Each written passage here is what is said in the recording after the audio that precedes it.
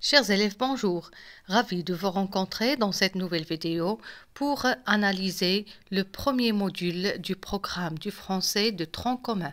Comme nous avons vu dans la dernière vidéo que le premier module est consacré aux textes divers, les 4 types de textes.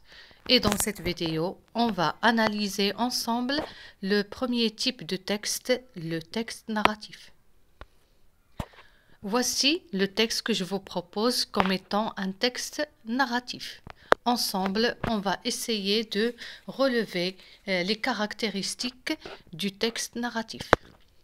Madame Lefebvre était une dame de campagne, une veuve, une de ces demi-paysannes à ruban et à chapeau flambable, de ces personnes qui parlent avec des cuirs, prennent en public des airs grandioses. Elle avait pour servante une brave campagnarde toute simple, nommée Rose. Les 2 femmes habitaient une petite maison à volets verts, le long d'une route en Normandie, au centre du pays de Caux. Comme elle possédait devant l'habitation un étroit jardin, elle cultivait quelques légumes. Or, une nuit, on lui vola une douzaine d'oignons. Dès que Rose s'aperçut du larcin, elle courut prévenir madame, qui descendit en jupe de laine. Ce fut une désolation et une terreur.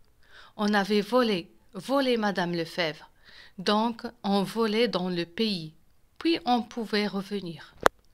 Le bruit du vol se répandit. Les voisins arrivèrent, constatèrent, discutèrent à leur tour, et les 2 femmes expliquaient à chaque nouveau venu leurs observations et leurs idées. Un fermier d'un côté leur offrit ce conseil: « Vous devriez avoir un chien. » C'était vrai, cela. Elle devrait avoir un chien quand ce ne serait que pour donner l'éveil. Pas un gros chien, Seigneur. Que ferait-elle d'un gros chien? Il les ruinerait en nourriture. Mais un petit chien, en Normandie on prononce quin. Un petit freluquet de quin qui jappe. Rose, qui aimait les bêtes, apporta ses raisons et les défendait avec astuce. Donc il fut décidé qu'on aurait un chien, un tout petit chien. Ce texte est un extrait de Conte de la Bécasse de Guy de Maupassant. Identification du texte. L'auteur du texte est Guy de Maupassant. Le genre du texte. C'est un extrait d'une nouvelle. Le type de texte est les narratifs. Les personnages. Nous avons Madame Lefebvre, Rose, un fermier et les paysans. Les temps verbaux. Les verbes sont conjugués à l'imparfait et au passé simple. Le temps est le lieu de l'histoire. L'histoire se passe au passé, précisément dans le pays ou bien dans la ville de la Normandie au nord de la France. Analyse du texte. Première question concernant la compréhension du texte. Que fait le narrateur dans le premier paragraphe? Le narrateur, il nous présente les personnages, le lieu et le temps de l'action. Il nous présente les personnages de cette histoire, puis le lieu où va se passer cette histoire, puis le temps. L'autre question, ou bien cette première partie du texte où il y a la présentation des personnages, le temps et le lieu, on l'appelle la situation initiale, c'est-à-dire le début de l'histoire. Deuxième question, quel est l'événement qui a perturbé la vie des 2 personnages? Il y avait au début le calme, tout va bien, puis il y a quelque chose qui va déranger les personnages, Rose et Madame Lefebvre. Quel est cet événement? C'est le vol d'une douzaine d'oignons. Il y a un voleur qui a volé les oignons dans le jardin de Madame Lefebvre.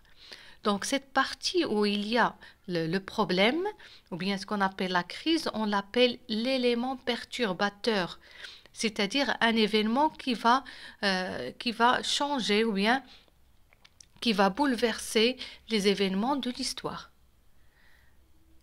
Troisième question, cet événement, c'est-à-dire ce vol, a déclenché deux autres, lesquels? Qu'est-ce qui va arriver après avoir annoncé le vol des oignons dans le jardin de Madame Lefèvre?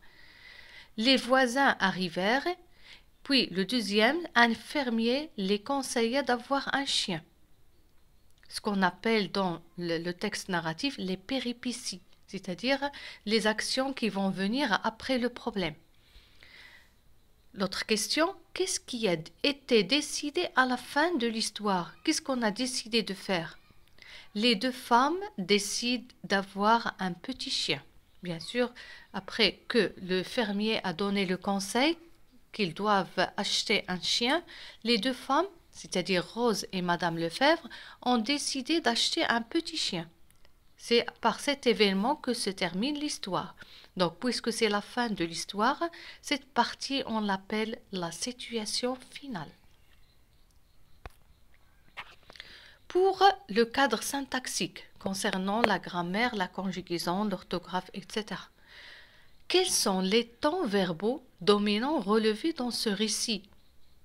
Si vous avez remarqué que la plupart des verbes dans le texte sont conjugués au passé simple et à l'imparfait. Le passé simple pour les actions brèves et achevées et l'imparfait pour les descriptions, les commentaires ou les actions qui durent dans le temps. Maintenant, la synthèse. Qu'est-ce qu'un texte narratif? Le texte narratif sert à raconter une suite d'actions qui constituent une histoire dans laquelle on trouve des personnages, des lieux, un temps et des actions. La cohérence est assurée par l'emploi des connecteurs chronologiques. Les temps fondamentaux utilisés sont le passé simple et l'imparfait, et tous les événements sont ordonnés selon un schéma narratif. Donc, le texte narratif, c'est raconter une histoire ou bien une suite d'actions dans laquelle on trouve des personnages, des lieux, un temps et des actions. Et tous ces événements, ils sont ordonnés ou bien classés selon les connecteurs logiques, ou bien ce qu'on appelle les connecteurs chronologiques, et les temps des verbes sont l'imparfait et le passé simple, et les événements ils sont classés selon un schéma narratif.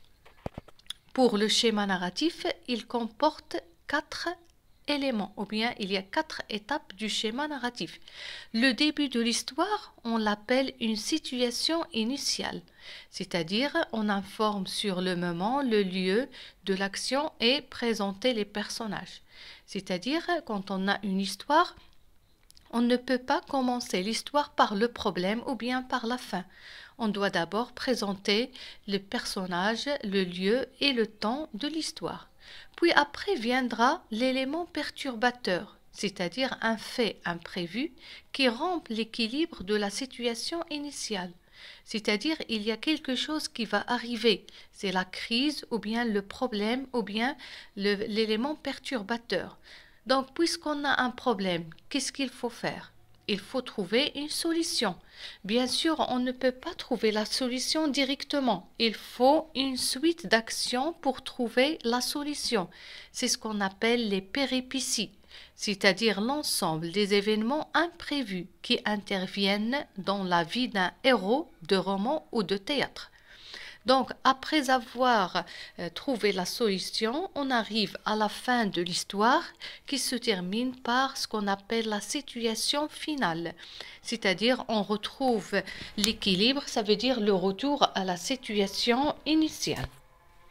On arrive alors à la fin de l'analyse du texte narratif. J'espère que c'était clair.